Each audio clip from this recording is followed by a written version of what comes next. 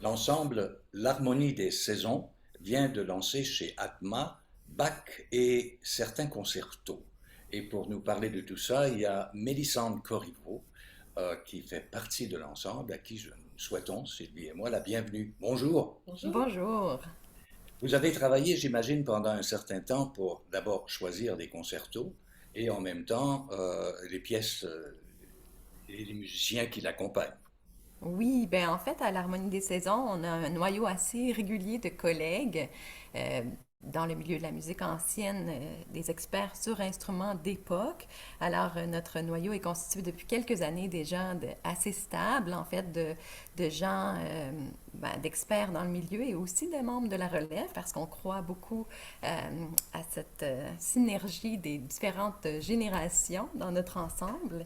Et ben voilà, oui, ce projet de concerto, il a germé pendant la pandémie. On a eu la chance d'avoir du soutien pour créer toute une série web, une série de concerts en ligne, alors qu'on a filmé et tout ça. Puis ça nous a permis en fait de créer beaucoup de productions, puis de travailler très fort avec notre équipe, surtout instrumentiste, comme c'était assez délicat de travailler avec des chanteurs, parce que l'Harmonie des saisons, c'est un ensemble de solistes, un chœur, un ensemble vocal et un orchestre sur instruments d'époque, mais on fait vraiment des plusieurs types de projets, c'est-à-dire certaines fois on est en duo, seulement moi, les deux co-directeurs, c'est-à-dire moi et Eric Mills, mon partenaire qui joue le clavecin et qui est chef.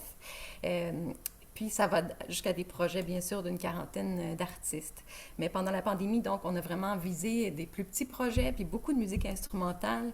Et on a créé un projet de concerto qui a été tellement amusant à mettre sur pied qu'on s'est dit vraiment qu'il fallait y donner suite. Et donc, ce disque est un peu une suite directe, en fait, de ces projets qu'on a élaborés pendant la pandémie. Ouais.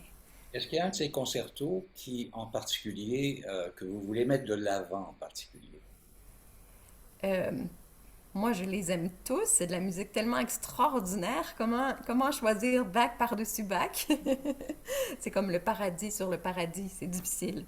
Je pense que si vous voulez, si la question en fait se dirige vers quel extrait on devrait faire jouer, Ouais. je pense que le double concerto pour violon et hautbois est Magnifique. assez amusant en fait pour l'auditoire et on en est très fiers aussi, bien sûr.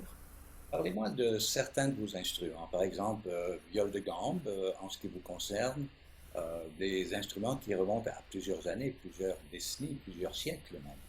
Oui, ben j'ai la chance de posséder ou d'avoir, dans certains cas, euh, des instruments anciens, un très très beau par-dessus de viol qui était le petit violon joué par les femmes en France pendant un siècle. C'est vraiment une viole, mais qu'on jouait sur les genoux comme les autres viols, mais qui a la grandeur d'un violon et qui se veut en fait une réplique du violon, mais pour les nobles à l'époque, parce qu'on voyait le violon comme un instrument euh, un peu trop folklorique, pas folklorique, mais public, pour faire danser les gens, pour jouer la musique forte et tout ça, mais pas la musique nécessairement la plus raffinée. Donc pour les nobles et tout ça en France, on a eu pendant un siècle le par-dessus de viol pour jouer ce magnifique répertoire. Donc j'ai un très beau par-dessus qui a peut-être été joué par un mousquetaire parce qu'il a été fabriqué par Pierre le Pileur qui était fabricant d'instruments pour les mousquetaires du roi. Alors, j'ai ce très bel instrument. J'ai un violoncelle anglais aussi de Nathaniel Cross qui est très magnifique aussi, que je suis très heureuse de posséder. Puis, j'ai le prêt, en fait, je bénéficie du prêt d'une viole de gamme assez particulière, la base de viol, la grandeur de viole de gamme que les gens connaissent probablement le plus. C'est à peu près la même grosseur qu'un violoncelle. C'est une viole à 6 cordes anglaise de 1691 par Barack Norman, qui était un des grands facteurs à l'époque. C'est une viole magnifiquement décorée, qui est magnifique à jouer aussi, et avec laquelle j'ai enregistré mon dernier disque solo sur base de viol avec le disque Marin Marais. Et Donc, oui, j'ai la chance d'avoir de beaux instruments. c'est un instrument qui est prêté, celui-là? Oui, c'est le prêt d'un mécène torontois. Ouais. Oh, wow. Est-ce que vous, bon, puisqu'on est en 2022, est-ce que vous conservez la tradition ou est-ce que vous allez maintenant vers des cordes soit plus synthétiques ou métalliques? En fait, pour les instruments eux-mêmes, on essaie vraiment de les monter. On appelle ça un montage vraiment à l'ancienne, c'est-à-dire avec les cordes utilisées à l'époque le plus possible, Voyons. les tempéraments, l'accord, la hauteur du la qui diffère selon les différents répertoires, les archets vraiment d'époque, des archets plus tôt dans l'époque baroque selon le répertoire ou plus tardif ou même classique pour certaines pièces, certains compositeurs, Mozart par exemple et tout ça. Donc oui, ça fait vraiment partie de notre travail, nous, de recréer le plus possible ces sonorités qui étaient dans l'oreille des compositeurs. C'est une approche, il y a d'autres approches. Hein. Maintenant, les gens ont beaucoup plus de sensibilité à l'interprétation historique. Donc, il y a beaucoup d'interprètes sur instruments modernes qui, par exemple, font beaucoup moins de vibrato maintenant dans les œuvres anciennes, sachant que le vibrato était un ornement à l'époque et non une constante dans le son, par exemple. Il y a beaucoup de flûtistes, par exemple. J'ai fait la Passion à l'OSM l'année dernière, selon Saint Mathieu, puis les flûtistes avaient des flûtes en bois, la tête en bois. Donc vraiment pour essayer de recréer aussi un son un petit peu plus rapproché, ou une esthétique en tout cas, faciliter peut-être une esthétique plus rapprochée de l'esthétique baroque. Donc je pense que c'est quelque chose que les gens sont très sensibles maintenant, les différents styles d'interprétation, mais nous on est un petit peu les purs et durs, c'est-à-dire qu'on essaie vraiment de recréer euh, la musique avec les éléments les plus près. Même pour notre disque, Bach par exemple, pour lequel vous m'avez invité, ce beau disque qui va Et sortir oui, absolument. bientôt. En fait, on a même une approche de un instrument par partie, plus le groupe de continuo, le groupe d'accompagnement. Alors, vraiment, on essaie de lire beaucoup sur les recherches qui pointent vers qu'est-ce qui étaient les éléments présents à l'époque, qu'est-ce qui était l'esthétique, qu'est-ce que, par exemple, ben Bach aurait probablement fait écrit ses pièces pour un par partie et non pour un orchestre, en fait. Cette approche d'orchestre avec un soliste, c'est parce qu'on a redécouvert ces œuvres de Bach au 20e siècle, au tout début du 20e siècle. Puis à ce moment-là, ce qu'on connaissait des concertos, c'était ben, les grands concertos romantiques, toute cette tradition. Alors, un soliste contre un orchestre entier, alors que les concertos de Bach sont parmi les premiers dans ce style concertant, dans ce style de composition. Et en fait, on pense que c'est beaucoup plus une approche venue de la musique de chambre. Alors, un instrument ou deux concertants, mais concertant beaucoup avec le reste de l'ensemble aussi. Et selon ce qu'on en sait, en fait, ce qu'on a pu conclure des recherches, en fait, c'est que c'était plutôt un par partie. Alors, sur notre disque, c'est l'approche qu'on a décidé d'adopter. Puis, c'est pas pour sauver des sous, c'est vraiment pour essayer de se ramener le plus proche possible de ce qu'on a pu entendre à l'époque. Puis, Et, c'est pour nous d'un grand intérêt. Ouais. et si on parle de toi, Mélissande, t'as fait des études classiques, j'imagine, avant de commencer à parler baroque. Oui, ben moi j'ai commencé sur la flûte à bec dès l'âge de 5 ans. Donc le répertoire baroque a toujours fait partie de ma pratique instrumentale.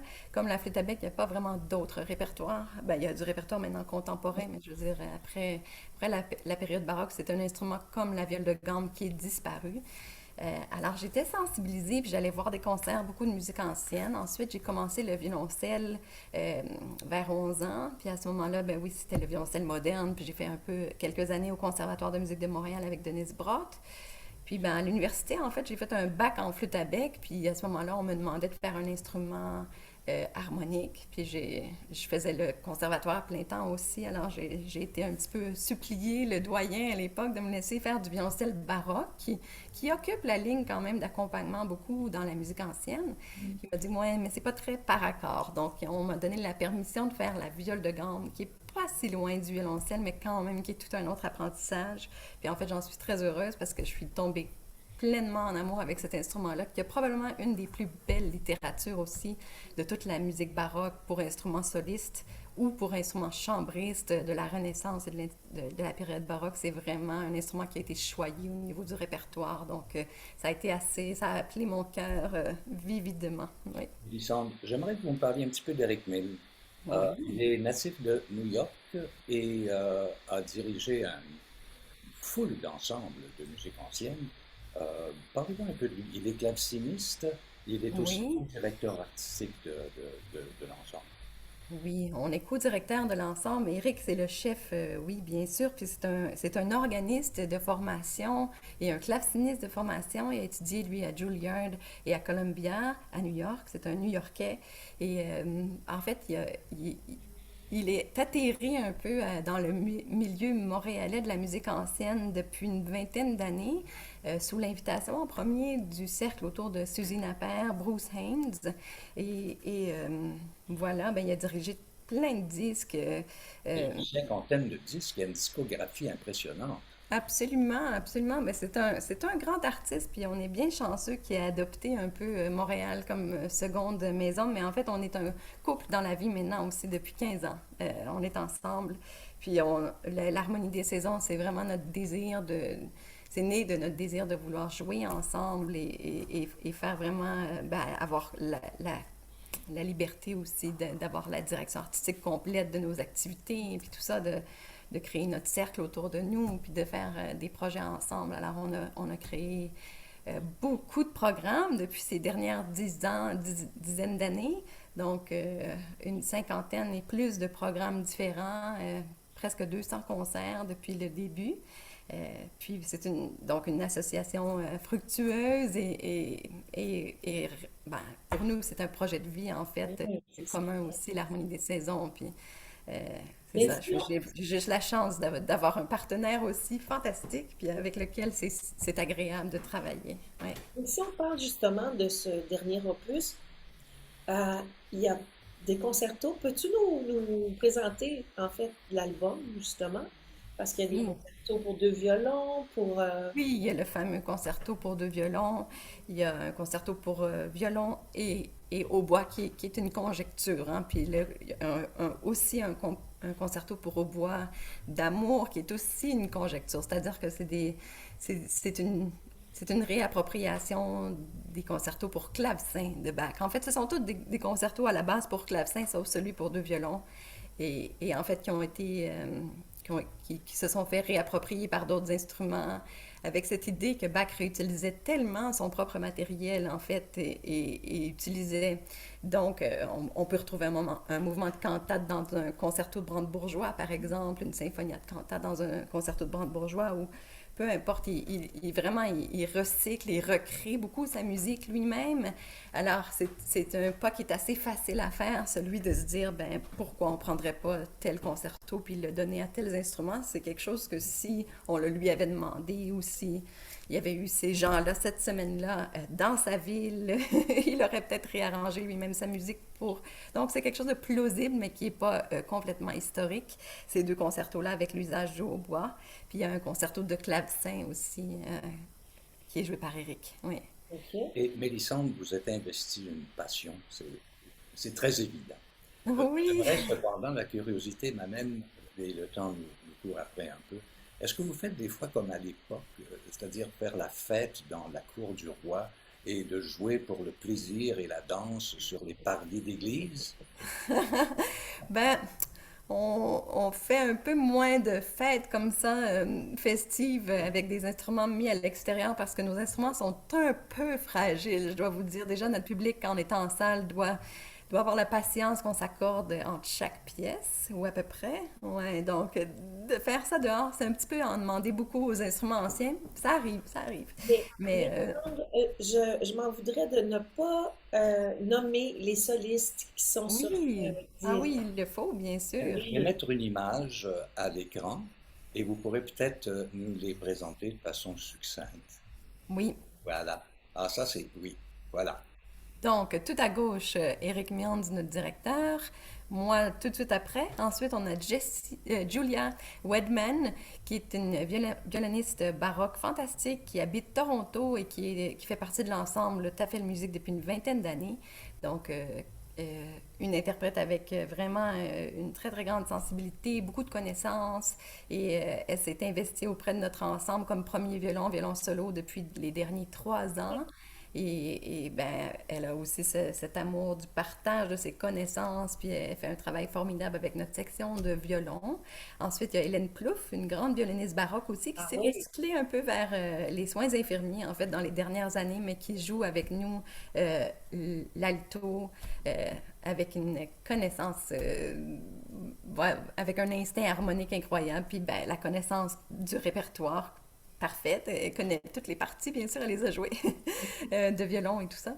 Alors, Hélène Plouffe ici. Ensuite, c'est Jessie Dubé, une jeune violoniste du Saguenay, en fait, qui a étudié en Europe et qui a étudié aussi beaucoup à Toronto avec Julia Wedman, justement, une de nos jeunes et talentueuses collègues, qui est le violon 2 dans le concerto double, en fait. Ensuite, il y a ok. Pierre Cartier, mon grand partenaire à la basse continue, qui fait la contrebasse. Donc, on est toujours ensemble avec Eric, moi et Pierre sur la ligne de basse.